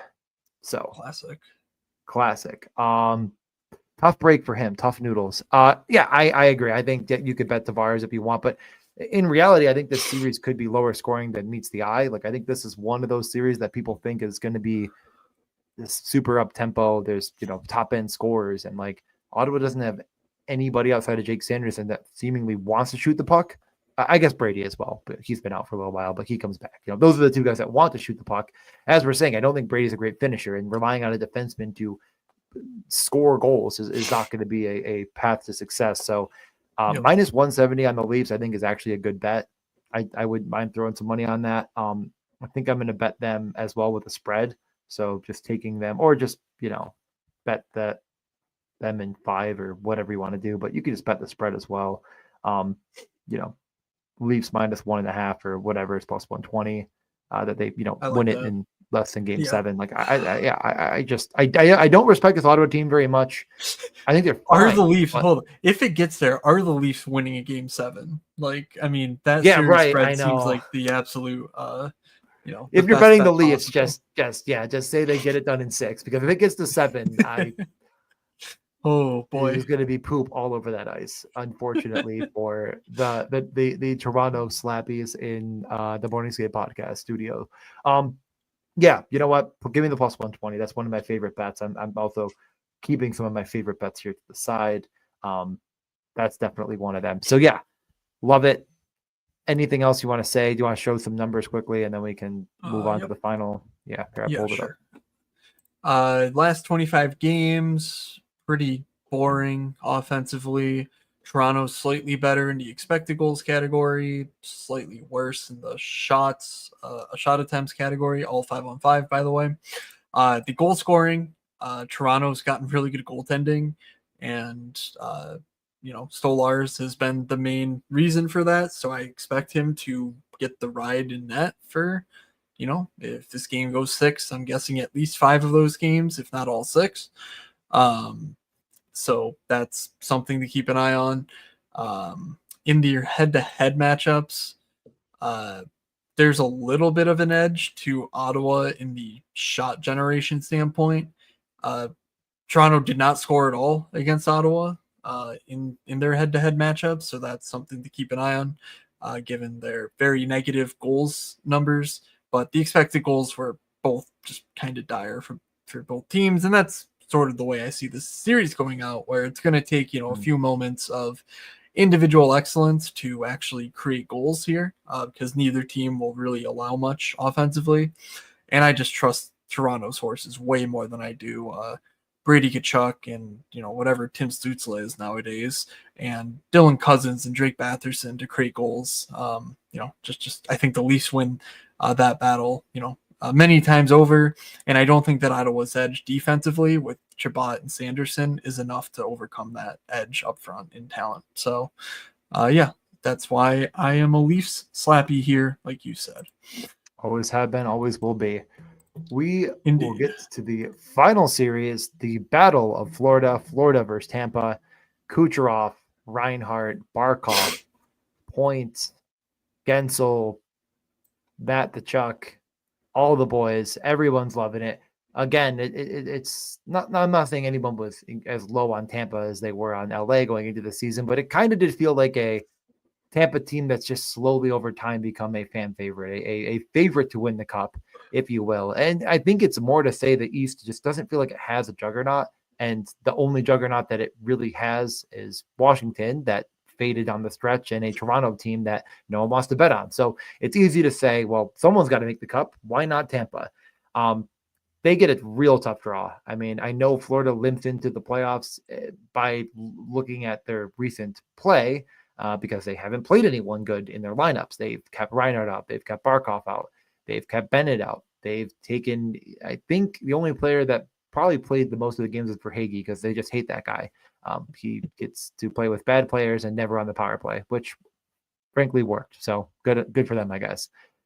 But I do think this is just an absolutely the toughest series to pick if you were just going to make a pick. The sports books, I believe, tend to agree on that. I mean, this is going to be a good one. I mean, this is the one. It's a minus 105 Tampa, minus 115 Florida to win the series per the sports books. Where are you leaning? Yeah, I mean, at the end of the day, it's really hard for me to overcome the nearly 50 goal gap in goal difference between these two teams on the season. Do I really think that a 36-year-old Brad Marchand is what makes this Florida team, miles better? Is the return of Aaron Ekblad in Game 3 off of a 20-game suspension going to move the needle for them? Is a healthy Matthew Tkachuk, who played most of the year for Florida, really going to, again, improve the difference there in a 50-goal difference? Tampa was the second best team in the league in goal differential, plus 75. Florida was 11th, or 1, 2, 3, 4, 5, 6, 7, 8, 9, 10th at plus 29, right ahead of the Edmonton Oilers, St. Louis Blues, and New Jersey Devils. Not really the class of the conference the way that some people talk about it. So, yeah, consider me a little skeptical. I think Seth Jones has been relatively overmatched. And if Florida doesn't or if Tampa doesn't capitalize in the first two games at home with no Aaron Ekblad in the lineup, then yeah, it's time to get worried. But I think they do. I really think this Tampa team has it. And yeah, they even might be playing, guys like Connor Geeky in the playoffs who I think that dude rocks. I think he adds like the size, speed, skill element that not a lot of their players have, just, given the way that the roster profiles. I think that he's sort of a unique piece there that I think plays now come playoff time that I'm pretty excited to watch. So yeah, this series should be awesome. Get your popcorn. But I do think Tampa does have an edge here pretty decidedly versus what the sportsbook have, which is more of a coin flip. I mean, I tend to think that it's closer than. I mean, we just haven't seen this Florida team at its full potential with all of the pieces together in this lineup. And I mean, there's just, I think, a little bit more to be said about the style of play they have at forward, leading to I mean, again, let's be frank. What is the problem with the Florida Panthers, Matt? What is their problem? Let me ask you. They have maybe one or two good defensemen. Exactly. Their forwards are going to need to make up that gap, and I think they can. The question is it going to be enough over a 7-game series? I think this one goes the distance. I think Florida finds a way to get it done in 7. I think that I have no problem with anyone that thinks Tampa gets it done. I mean, this is the hard. I think this is the second hardest. No, this is the hardest one to pick. I think Dallas and Colorado, honestly, if Robertson is out, it makes enough of a difference that, Colorado will just keep that one as a standby. This is the hardest series to pick. I would not fault anybody for going the other way on it, but I think Florida just finds a way to get it done. They're just they're more experienced, whatever garbage you want to say. But I actually think this team at its full health can can compete up and down the lineup. Tampa is their one problem is depth at forward once that top line's off the ice. I think that they made trades to help that enough, but if you really think Yanni Gourde is the answer to this riddle, I don't think that he's going to be enough to take away Bennett, Matt Tkachuk, and potentially Brad Marchand. Yeah, I don't think Yanni Gourde's who you're game planning for if you are well, no, the Florida Panthers. But hey, I'll leave you to that. No, I'm saying, but also is, I'll take Yanni right. Gourde over Brad Marchand any day of the week. Well, sounds like a coward's move. Okay, well, yeah. Nikita Kucherov rules. He is the Art Ross leader or winner by kind of a landslide. There wasn't really any sort of push for anyone to overtake him. And yeah, Vasilevsky, Hedman, I think they're all healthy. So I'm not sure. I'm not really sure what the. Goalies. Yeah, goalies matter. Yeah, well, Sergei Bobrovsky is just such a stud that you got to be caring about that. I certainly don't. I do think this series could have goals, though. I mean, there could be goals afoot. There could be nonsense and goals. So tell me about these goals. Tell me about the nonsense. The trends, the last 25 games, both teams have been producing chances. Both teams have been limiting chances against. Net. Tampa has a slight advantage. Shot attempts wise, Florida has a slight advantage, but it's about league average. The actual goals, Tampa has a decided advantage because they kept scoring while Florida said, no thanks, none of that for me, please. And again, this is a 25 game sample. So honestly, all 25 of these games technically mattered for Florida because they could have won the division, but they just said, we don't fucking care. So like, did they care about any of the regular season is sort of the question that offers. But the last 25 games, they did not score. It did not go well for them. Both teams got really good defensive results, though. These are two of the better marks in the league over the last 25 games, so keep that in mind. And finally, their head-to-head matchups were insane, as you would expect them to be. Tons of chances, tons of opportunities. Tampa did have the better end of their head-to-heads this year. Let me take a quick look and see when those games were, just so that we're not going completely overboard. Let's see. Florida, Tampa. There it is. They played twice in December, once in March, and once apparently they played the other day. So I'm guessing this game was against Panther backups. But oh yeah, it looks like their earlier games were also pretty exciting too, with fuller rosters. So yeah, I think that is sort of what we should expect to see here. Will there be a lot of goals? Who knows? But I think we will see a lot of tempo, a lot of pace, and a lot of bad blood because these two teams do not like each other. That's for damn sure. And adding Brad Marchand to the mix is certainly not going to make the pot less simmering, So yeah, sign me up for 7 games of this. But I do think that Florida takes it, or I do think that Tampa takes it in 5 over Florida. Florida in 7 for me, but I definitely won't argue either way. Now, here's what we're going to do to finish it off. All right. I have an idea. I'm going to give some of my favorite bets, but I'm going to run through and I'm going to give one bet per team. So if you were going to bet on that team, this is the bet I would place because of it. Okay. Matt, and you can tell me if it's stupid or not. So I think I like this game. On the Winnipeg Jets, and I think regardless, I'm going to put this bet in, is Cole Perfetti 2 or more goals at plus 140. Thinking that they need to find goals up and down, like you said, like the top line, this and that, the other thing. Don't think I need to go into much detail. We like Perfetti. I think betting on that is smart, especially if you think Winnipeg is going to win.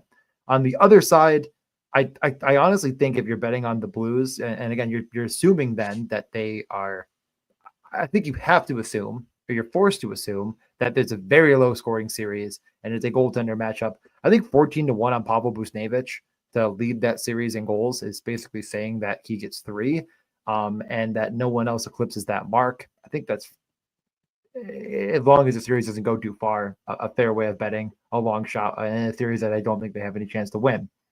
Any thoughts on those two? What was the first one? Perfetti 2 goals or more, obviously, plus 140. Okay. Yep. Was it one? I think I prefer the Perfetti side, but I understand the Buchnevich angle as well. Yeah. I would maybe consider diving in on the Jimmy Snuggerud, just like Yeah. he has the playoff glow up, because like I think he's the one young guy who actually could get a bigger role as the postseason progresses.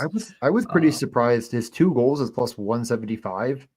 yeah, Seems a little bit low. I mean, he's nowhere near the most in the series, which makes yeah, sense. Like, and but I think Buchnevich is the safer of the bunch because I think if you go with Kyrou, it's possible that he goes down to the Shen line and Snuggerud up to the Thomas line. yeah, And that's where I would start to worry a bit, like about teammates, because obviously Shen and Kyrou did so well this year because Dylan Holloway was down the other wing. So Snuggerud, I think, could be elevated alongside Robert Thomas and Buchnevich, meaning Buchnevich is totally fine there, the way that you're betting it. But that's just where my head goes. So anyway, let's keep it going because yeah, I like playing. Is this stupid or not? yeah. Good. Dallas, Colorado. Like I said, kind of impossible to bet right now. I think you probably wait until we get all the news and notes and whatnot. But I think if you're betting Dallas, I think you're saying it goes to 7. So I would just take, the plus like 600 or whatever, on Dallas to win the series. Exact score 4-3. Is it stupid? Probably, but that's how I would do it. Colorado, I think if you're really high on Colorado, you just bet the spread on them and you say it doesn't get to 7 games. They take care of business at home, something of that nature. They win in 6 basically and get that done, or 5 or 6. Yeah. Yeah. Doesn't matter. 5 would be 3. Right. Um, I don't think I have a strong lean on any goal scorers or anything like that in this series, to be honest. So, could change, could be subject to change. Any thoughts on those two? Well, you said the phrase 5 is 3. Okay, so I'm just gonna go with this is stupid and move on. I was thinking minus 2.5 is 3. I didn't know how to say it for some reason, but I was like, just 1.5 is fine because that's 2. I don't like that they do it that way. I don't know why it bothers me because like 1.5, and it doesn't really exist in any of them, but for some reason, when with games, it's like, I don't know, just say like they win it. I don't know. I don't know The why. man Just like, clearly does not bet on enough tennis game spreads. I don't know why it makes me like I have to think about it for some reason when it's basic math. I think that's why, because I'm just like, that means it's how many games? Like, oh yeah, it could be this or okay. It's like it's obvious, but it just for some reason doesn't click in my brain. Doesn't matter. Uh that was Central Pacific. I think I had something. I didn't have a Kings one actually. What's the other series? Oh yeah. Wait, no, did I do? Oh, Vegas, Minnesota. That's what I was thinking of first. I would do whatever Kirill Kaprizov is to lead the series in goals is what I would bet if you're rooting for the Wild. I mean, you could just bet them to win the series if you think they're going to win the series. Like I said, the odds are pretty long. But like if they win the series, I think it's like, I mean, like what would you put the odds at? Minnesota wins the series. The leading goal scorer is Kirill Kaprizov. Plus 425 is what the Bucks have. I think it's like not a shoe-in because Boldly could be involved in that mix, but one or the other. Boldly plus 850 the other way around. And Yeah, I think Vegas, if you believe in Vegas, oh, man, I don't know I'm if there's honestly anything I could find on Vegas that I feel like I'm is gonna wait obvious. for But series most points and find a Shea Theodore bet for that. yeah, are the books respecting Dorofeyev? There's the question, because Yes. they are. Yeah. Yeah, yeah. I don't even know. Just do whatever you want with Vegas. Who cares? Um, Like I said with the Kings, I just think they take care of business early. I'm going to be betting on them with the spread minus 1.5. Um, I don't think you have to overthink it much. And they are a team that spreads the wealth a good bit. Like they may not feel like it, but they really do run 3 lines pretty regularly. I find it hard to like pinpoint a player that's going to be in the best role right now. That's going to get some sort of an increase. Byfield kind of seemed like the guy, but now he's sort of dealing with a head injury that sounds like it's fine, but I He's just don't playing think you need to. tonight, so he's good. Yeah, I don't think you need to go to the player props there. As I guess my point, like they just a full team effort get it done against Edmonton. And if you're betting on Edmonton, I would just take Leon Draisaitl to lead in goals because he is going to get it done. Then he's going to score the most. I know you could say McDavid. I know it's only plus 350, but I just don't think there's another bet on the board. Like, just take Draisaitl. Like the problem with LA and a guy leading it is that even if they win, Draisaitl could still win that because he is just so much better than everyone else that's scoring goals in this series.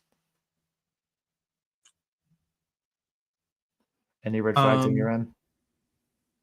No, I kind of zoned out because I feel like we've had these conversations already. So I'm just gonna let you keep going, keep cooking. I'll go quicker then to finish things up. Dawson Mercer for 2, I think, is honestly like my favorite bet on the board. It's plus 165. The Devils, I think it's him and Timo that need to find a way to score, and they need Nico Hischier to shut down Aho as best as they can. They have other defensive players that can try, but I think it's really Nico Hischier's job, and they're going to need Mercer. And if Mercer moves up and is with Brett and Nico, well, whatever. He needs to be the finisher. Carolina, I don't know.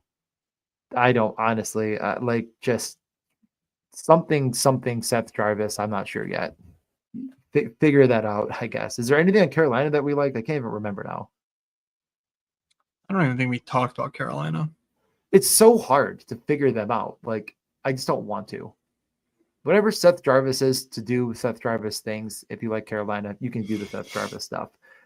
Washington, I bet Pierre-Luc Dubois 2+ goals. I love that one, honestly. Minus 115. Like, I think he is actually a difference maker and can find and continue to, I think be impactful on the power play.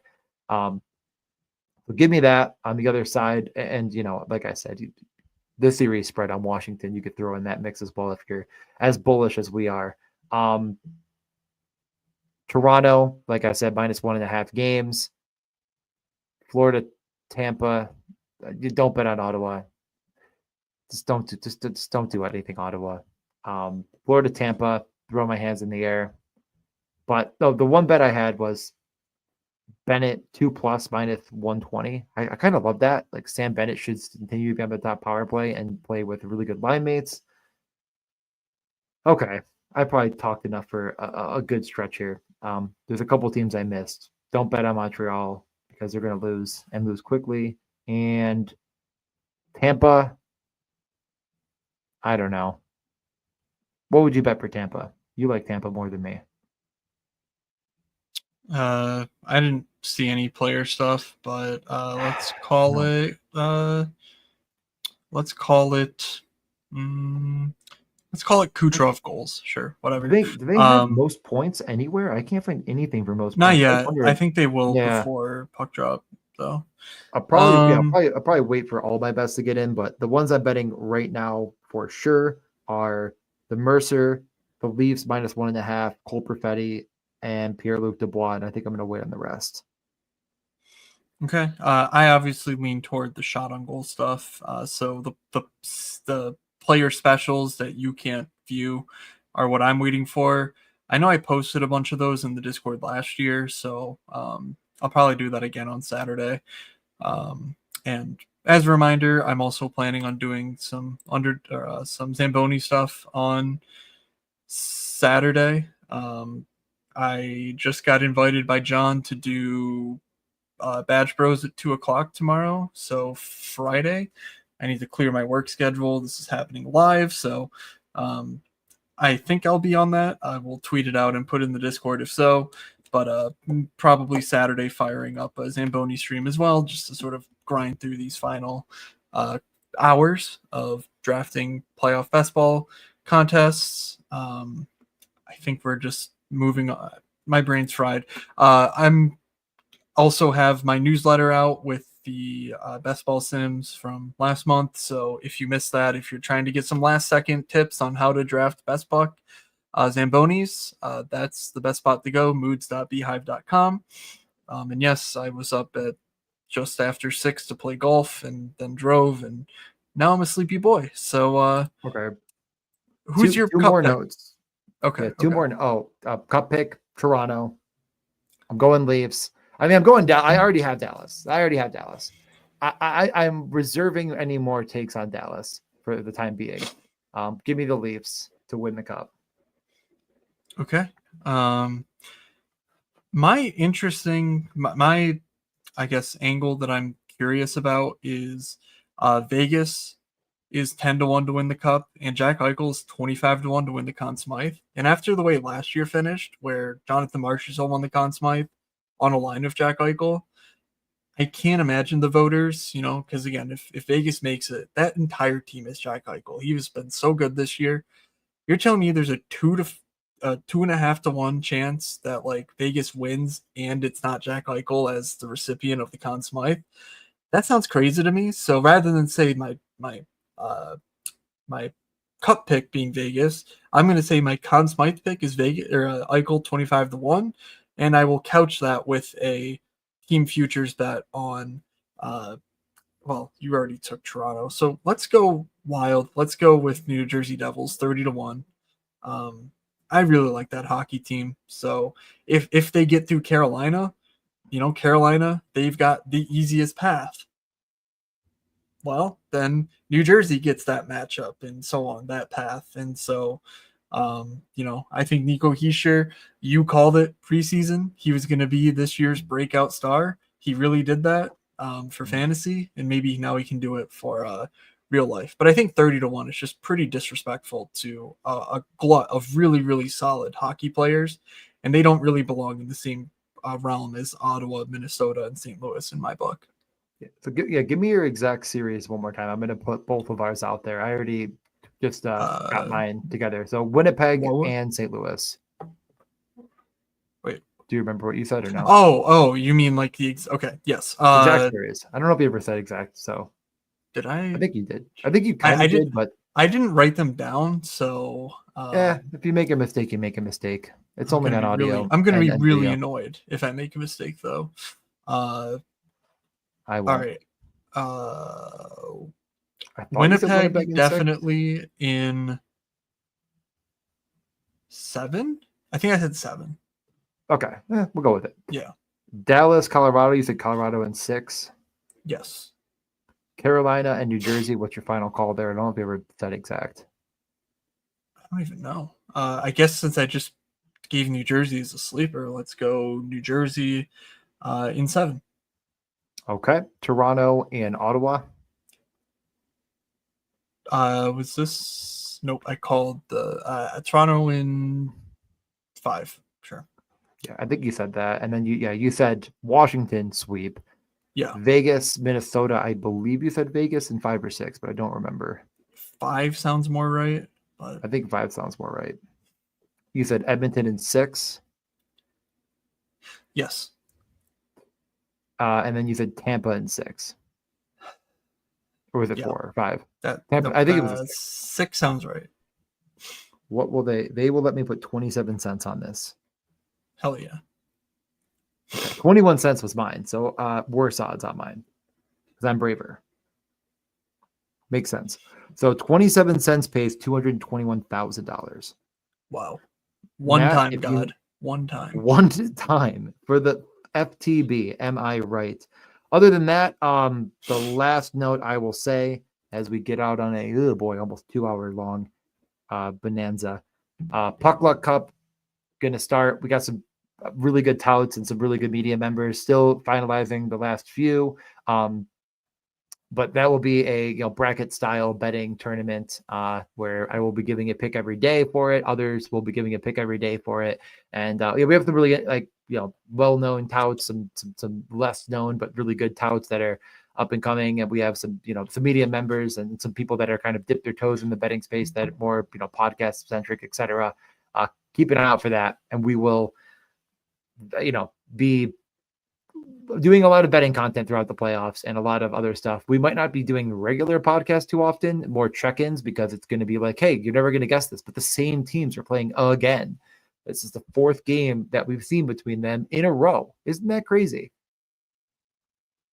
It is. It is crazy. That's the playoffs, baby. Nothing better.